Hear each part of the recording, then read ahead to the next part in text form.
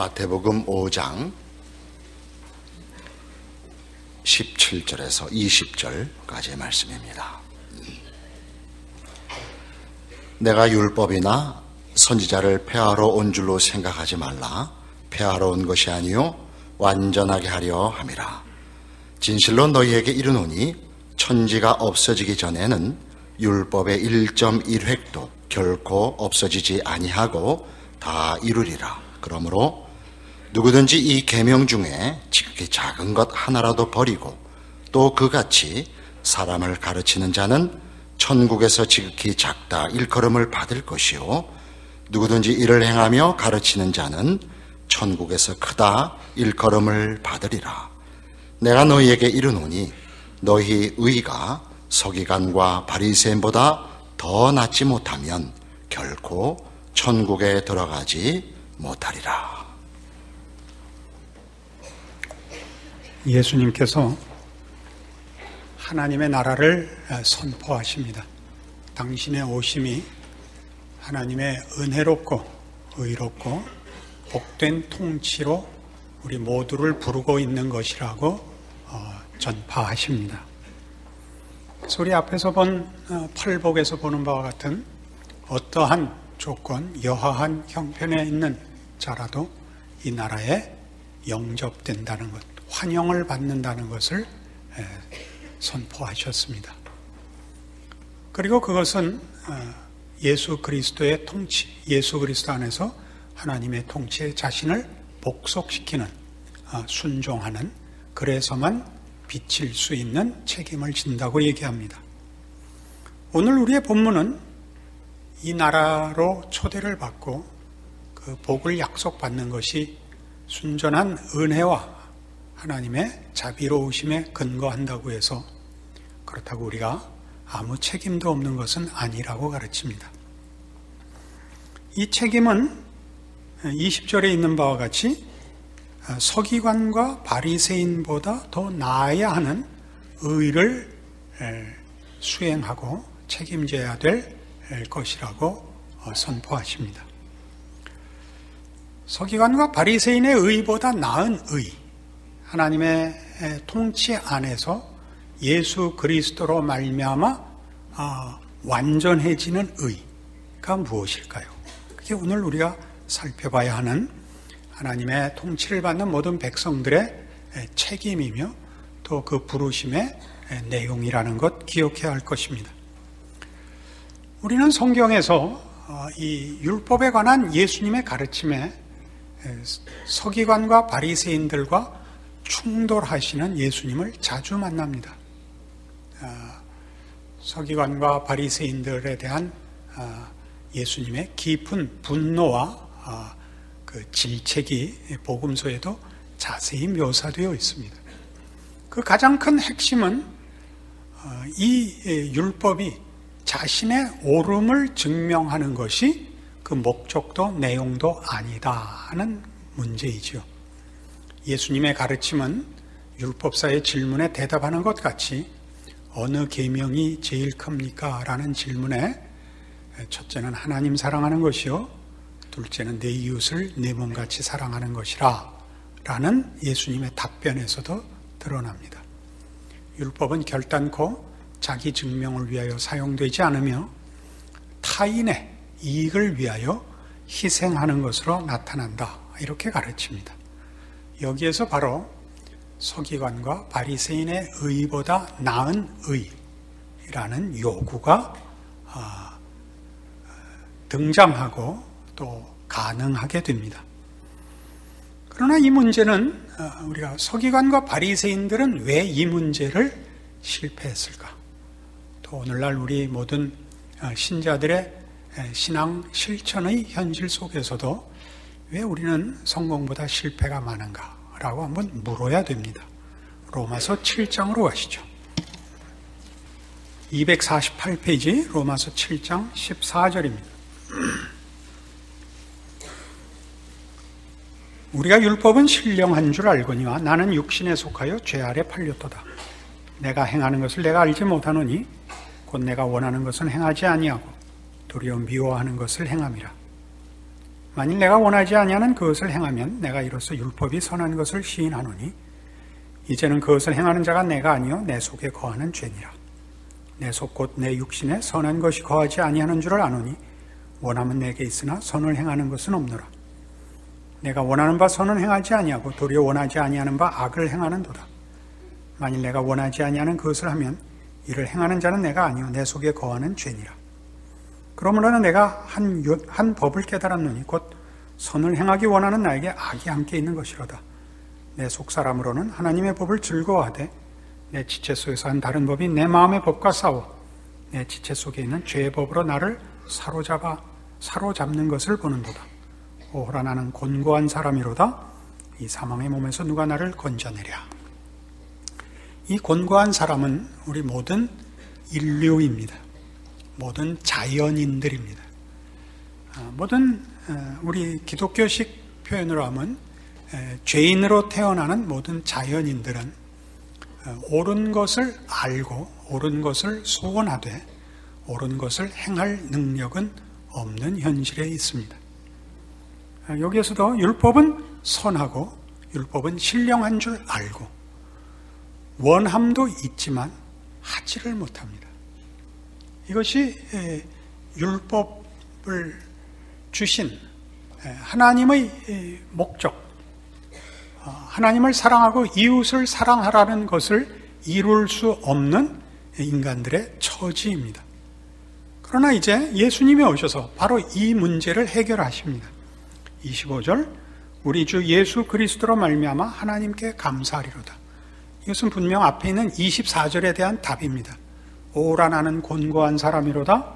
이 사망의 몸에서 누가 나를 건져내랴에 대한 답으로 예수가 우리를 건져낸다입니다. 그래서 다시 그 하반절이 그 앞에 현실을 다시 한번 강조합니다. 그런즉 내 자신이 마음으로는 하나님의 법을 육신으로는 죄의 법을 섬기노라. 소원하고 있지만 알고 있지만 행할 수 없는 나에게 예수만이 해답이 되었다. 이렇게 되는 겁니다. 그래서 8장에 그러므로 이제 그리스도 예수 안에 있는 자에게는 결코 정죄함이 없나니 이는 그리스도 예수 안에 있는 생명의 성령의 법이 죄와 사망의 법에서 너를 해방하였습니다 라는 위대한 선언이 나오고 이런 설명으로 이어집니다. 율법이 육신으로 말미암아 연약하여 할 수 없는 것을 하나님은 하시나니 곧 죄로 말미암아 자기 아들을 죄 있는 육신의 모양으로 보내어 육신의 죄를 정하사 육신을 따르지 않고 그 영을 따라 행하는 우리에게 율법의 요구가 이루어지게 하려 하심이니라. 결국 예수님이 말씀하신 대로 예수님이 율법을 폐하러 온 것이 아니라 율법을 완전케 하려 오시고 우리 모든 예수로 말미암아 구원 얻는 하나님의 나라로 부름을 받는 모든 성도들로 하여금 율법을 성취하게 하십니다. 그래서 이제 우리는 보통 하는 표현으로 예수를 믿는 자들은 능력 주시는 예수 그리스도로 말미암아 율법을 이룰 수 있음을 믿습니다. 사랑할 수 있음을 믿습니다. 그러나 이 문제는 그리 간단하지가 않습니다. 여러분 잘 아시는 대로 예수를 믿고 소원하고 있음에도 불구하고 우리들의 현실은 아직 예수가 등장하기 전에 율법의 의로운 것을 알고 있고 그래서 그것을 이루기 위한 소원이 있지만 이루지 못했던 자연인들의 모습과 방불한 신자의 현실 속에서 늘 만납니다. 왜 이런 일이 벌어지는가 하는 문제이죠. 이걸 구체적으로 다 설명하는 것은 오늘 좀 버겁습니다. 그러나 가장 기본적인 중요한 내용은 오늘 우리가 예수님의 말씀 속에서 찾아야 합니다.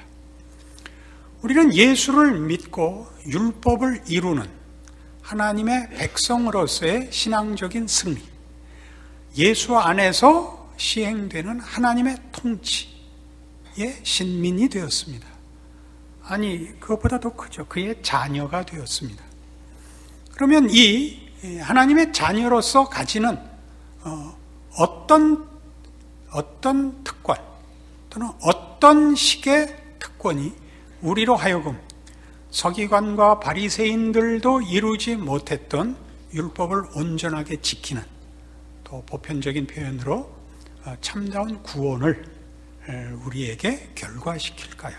그것이 우리가 오늘 관심을 갖는 것입니다. 어느 시대나 그랬지만 우리는 세상이 예수를 믿는다는 문제에서 가장 크게 예수 믿는 문제를 오해하는 문제가 예수 한 분에게 집중되어 있는 것을 봅니다.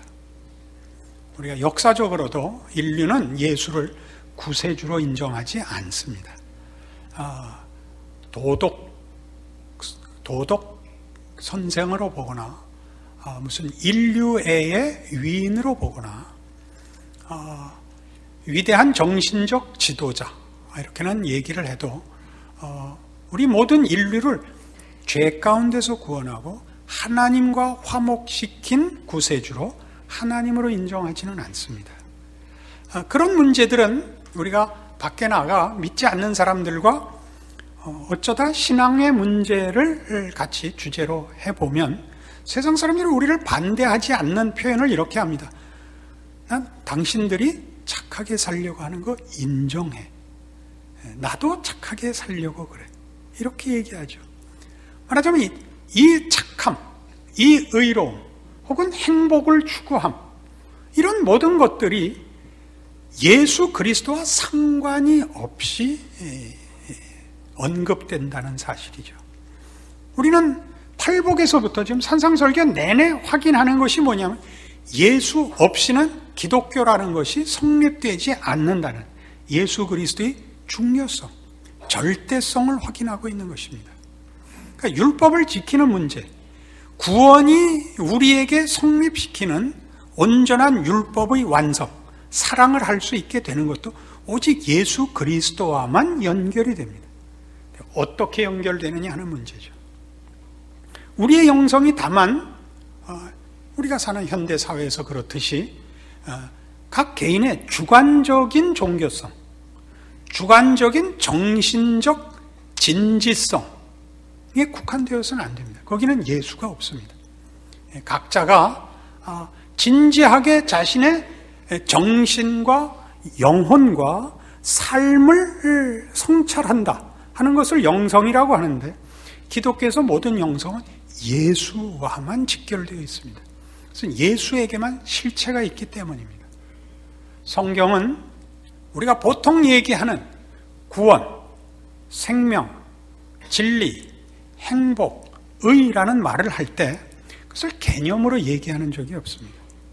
예수님은 생명에 대하여 얘기하러 오시지도 않고 구원을 설명하러 오시는 것이 아니라 예수님만이 부활이고 생명이며, 부활에 대한, 생명에 대한 분이 아니라 그 자신이 부활이고 생명이며 예수님 자신만이 길이고 진리고 생명이십니다. 그러니까 예수님만이 우리의 구원이십니다. 그러니까 예수님으로부터 배우는 것이 아니며 예수님으로부터 도움을 받는 것보다 더 본질적으로 예수 자신과의 직결된 문제입니다. 조금 더 이 문제를 성경을 통해서 확인할 필요가 있습니다. 요한일서 4장입니다. 신약 성경 391페이지 요한일서 4장 7절입니다.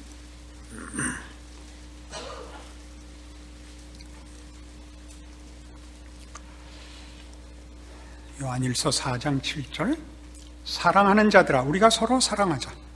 사랑은 하나님께 속한 것이니 사랑하는 자마다 하나님으로부터 나서 하나님을 알고 사랑하지 아니하는 자는 하나님을 알지 못하나니 이는 하나님은 사랑이심이라. 하나님의 사랑이 우리에게 이렇게 나타난 바 되었으니 하나님이 자기의 독생자를 세상에 보내시며 그로 말미암아 우리를 살리려 하심이라. 사랑은 여기 있으니 우리가 하나님을 사랑한 것이 아니요 하나님이 우리를 사랑하사 우리 죄를 속하기 위하여 화목 제물로 그 아들을 보내셨습니다. 사랑하는 자들아 하나님이 이같이 우리를 사랑하셨은즉 우리도 서로 사랑하는 것이 마땅하도다. 틀린 표현은 아니지만 이 표현이 우리에게 본질을 충분히 설명하지 못하는 게 이겁니다. 하나님이 예수 그리스도로 말미암아 우리를 사랑하신 것을 보였으니 우리도 그 사랑에 보답하자. 그 사랑을 본받아 사랑하자.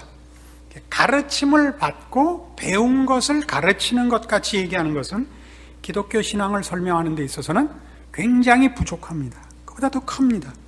이렇게 얘기하죠. 7절 다시 보세요. 사랑하는 자들아, 우리가 서로 사랑하자. 사랑은 하나님께 속한 것이니 사랑하는 자마다 하나님으로부터 나서 하나님을 아는 것입니다.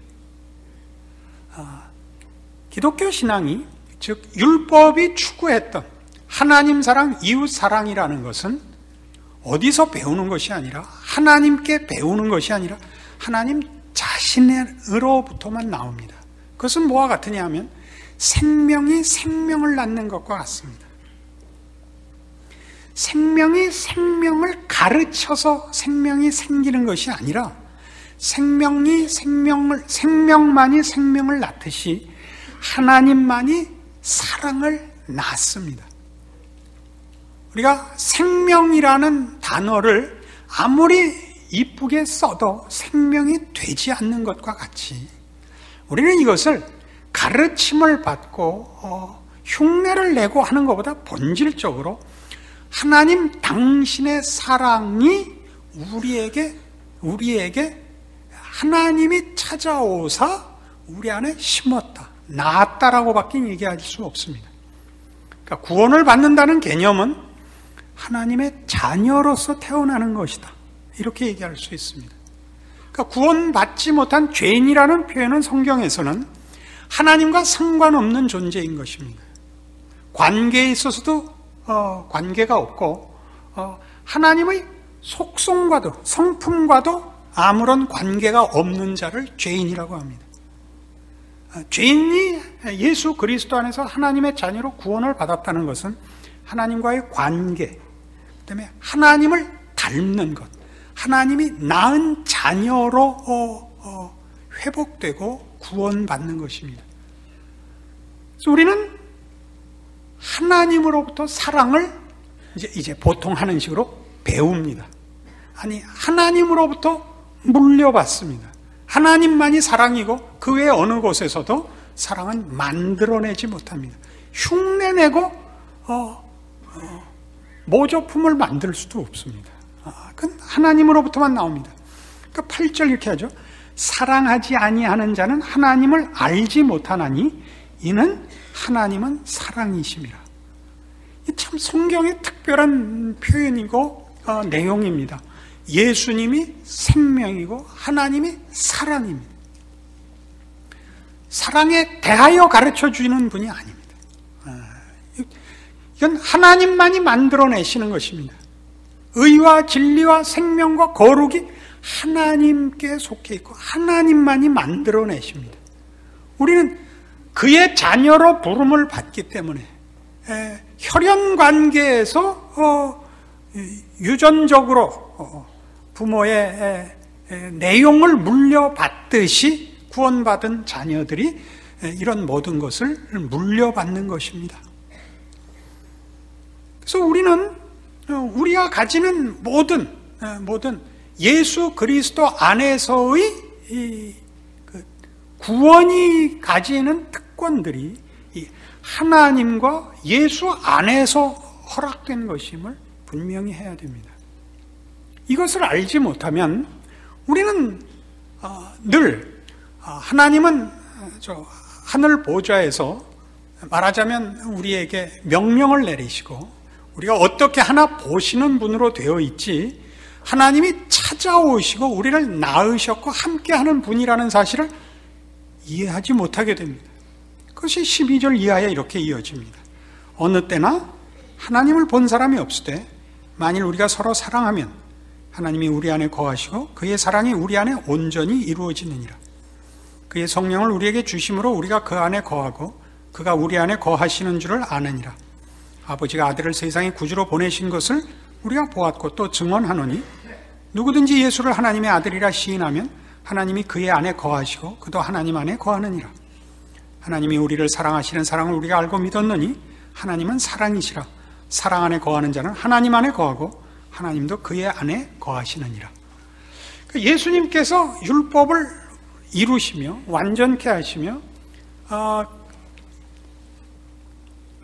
그가 구원하시는 그의 자녀들을 하나님의 통치 아래 불러 예수 그리스도께서 허락하시는 구원 속에서 하나님이 목적하셨던 사랑하는 하나님의 자녀를 만드는 이 일은, 그러니까 예수 그리스도의 대속 사역으로 우리가 죄인 되었던 자리로부터 하나님의 자녀로 새롭게 태어나기 때문에, 우리가 보통 하는 표현으로 부활 생명을 입기 때문입니다. 우리는 우리 세상적인 표현으로 하나님의 유전인자를 갖고 태어나는 것입니다. 그래서 우리는 이 성경적인 표현으로 하면 예수 그리스도께서 뭘 가르치시고 하나님 무엇을 요구하시고 하는 관계가 아니라 예수 안에서 하나님 안에 있다는 것입니다.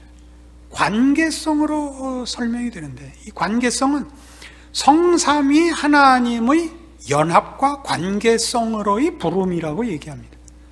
다시 보죠. 15절에 보시면 누구든지 예수를 하나님의 아들이라 시인하면 하나님이 그의 안에 거하시고 그도 하나님 안에 거하느니라. 이게 구원입니다. 예수님이 구세주라는 의미입니다. 예수로 말미암아 하나님 안에 거하게 되는 것인데, 하나님이 우리를 사랑하시는 사랑을 우리가 알고 믿었느니 하나님은 사랑이시라. 사랑 안에 거하는 자는 하나님 안에 거하고 하나님도 그의 안에 거하시느니라. 그러니까 예수로 인하여 하나님 안에 거하게 돼서 하나님이 사랑이시기 때문에 우리는 사랑하는 자가 되는 것입니다. 그러니까 기독교 신앙이 갖는 내용들은 규범도 아니고, 말하자면 책임도 아니고, 정성의 문제도 아니고, 본질적인 존재의 구성적 요소들 같습니다. 하나님의 자녀인 것입니다. 하나님의 자녀. 우리는 이것을 지금 요한일서 4장에서 얘기하는 대로 하나님이 누구냐를 예수 안에서 만나는 겁니다. 배우는 것이 아니라 만나는 겁니다. 예수께서 성부 하나님의 보내심을 받아 이 땅에 우리를 찾아오십니다. 그래서 예수 그리스도의 중요한 이름 중에 하나가 임마누엘입니다. 하나님이 우리와 함께 거하신다죠. 이 성삼위 하나님의 교제의 부름을 받아 신자가 가지는 신앙적인 모든 내용들, 그것을 요구로 이해하시든 명령으로 이해하시든 책임으로 이해하시든 특권으로 이해하시든, 그것이 여러분의 신앙적인 실천과 분발의 그런 표현들의 차이가 각 개인에게 다르게 좀 더 어느 것이 더 유용하게 적용되든 간에 공통되는 본질은 그것은 예수 그리스도로 말미암아 하나님 안에 부름받음으로써 우리가 가지게 된 것이다 하는 사실입니다. 가지게 된 것입니다. 그러니까 우리의 신앙 실천에서 우리가 가장 중요하게 기억해야 하는 것은 내가 존재하고 내가 당하는 삶의 모든 정황, 기독교 신앙이 요청되는 무대와 경우 속에 내가 하나님의 뜻과 요구되는 신앙을 어떻게 실천할 것이냐 하는 문제를 나 혼자 서 있지 않고 예수 안에서 하나님과 함께 늘 직면한다는 것을 기억해야 된다 이겁니다. 하나님 이런 때는 어떻게 해야 좋습니까? 예수님 이런 건 어떻게 해야 좋습니까? 라는 교제를 가지고 만나시라. 이게 오늘 성경이 하는 얘기입니다. 너무 신비롭게 희한하게 한 것 같으니까 조금 더 확인하는 성경 구절을 찾읍시다. 요한복음 17장입니다. 요한복음 17장 21절입니다. 아버지요, 아버지께서 내 안에 내가 아버지 안에 있는 것 같이 그들도 다 하나가 되어 우리 안에 있게 하사 세상으로 아버지께서 나를 보내신 것을 믿게 하옵소서. 내게 주신 영광을 내가 그들에게 주었사오니 이는 우리가 하나가 된 것 같이 그들도 하나가 되게 하려 함이니이다.